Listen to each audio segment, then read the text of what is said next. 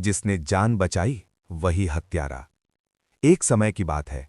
घने जंगलों से घिरे एक छोटे से राज्य में एक व्यक्ति रहता था। नाम था आर्याव्रत। लोग उसे दयालु कहते थे क्योंकि उसने जीवन में कभी किसी से मुंह नहीं मोड़ा था। रास्ते में घायल पशु दिख जाए तो इलाज करता, भूखा आदमी दिख जाए तो भोजन देता। उसका एक ही सिद्धांत था, जीवन बचाना सबसे बड़ा धर्म है। एक रात अमावस्या की अंधेरी घड़ी में आर्याव्रत जंगल के रास्ते से लौट रहा था। हवा भारी थी, सन्नाटा असामान्य। तभी उसे कराहने की आवाज सुनाई दी। झाड़ियों के बीच एक युवक खून से लथपथ पड़ा था। सांसें उखड़ रही थीं। पास में टूटी हुई तलवार और पैरों के निशान थे। स्पष्ट था कि किसी ने उस पर हमला किया था। आर्याव्रत रुका नहीं। उसने तुरंत उस युवक को कंधे पर उठाया और अपने घर ले आया। रात भर उसने उसकी मरहम पट्टी की, जड़ी बूटियां दी और पूरी रात जागकर उसकी सांसों की निगरानी करता रहा। सुबह होते होते युवक की आंखें खुलीं। उसकी आंखों में डर था और कुछ छुपा हुआ। मेरा नाम देवदत्त है, उसने धीमी आवाज में कहा। आर्याव्रत मुस्कुराया। अब तुम सुरक्षित हो। कई दिनों तक देवदत्त आर्याव्रत के घर रहा। धीरे धीरे उसकी चोटें भरने लगीं।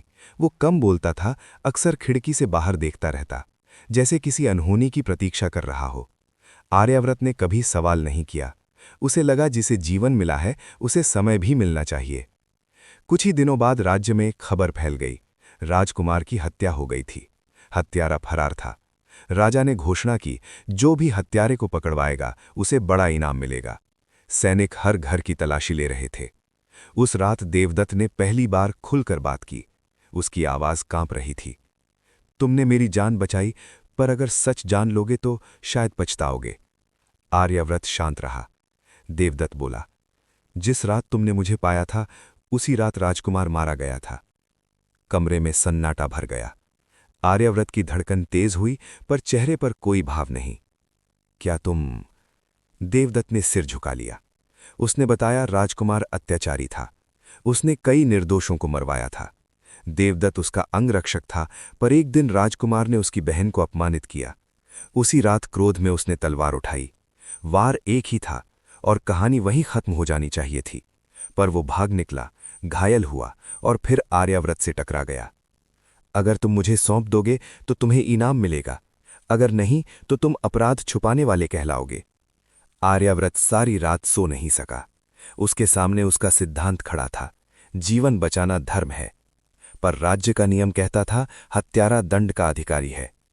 सुबह होते ही सैनिकों ने दरवाजा खटखटाया। तलाशी हुई। देवदत्त छुपा नहीं, वो खुद बाहर आया। मैं वही हूं जिसे तुम ढूंढ रहे हो। दरबार में मुकदमा चला। राजा ने पूछा, किसने इसे शरण दी? देवदत्त ने आर्याव्रत की ओर देखा। आर्याव्रत आगे बढ़ा और बोला, मैंने, क्योंकि वो मर रहा था। दरबार में फुसफुसाहट फैल गई। राजा ने पूछा, क्या तुम्हें पता था कि यह हत्यारा है? आर्याव्रत बोला, नहीं, और अगर होता भी तो उस रात वो सिर्फ एक जीवन था जो बुझ रहा था। राजा ने गंभीर स्वर में कहा, अगर तुमने इसकी जान न बचाई होती तो यह आज जीवित न होता। राजकुमार का हत्यारा आज सांस ले रहा है तुम्हारी वजह से। दरबार सन्न रह गया। राजा ने निर्णय सुनाया, देवदत्त को मृत्युदंड। दंड के दिन देवदत्त को फांसी पर ले जाया गया।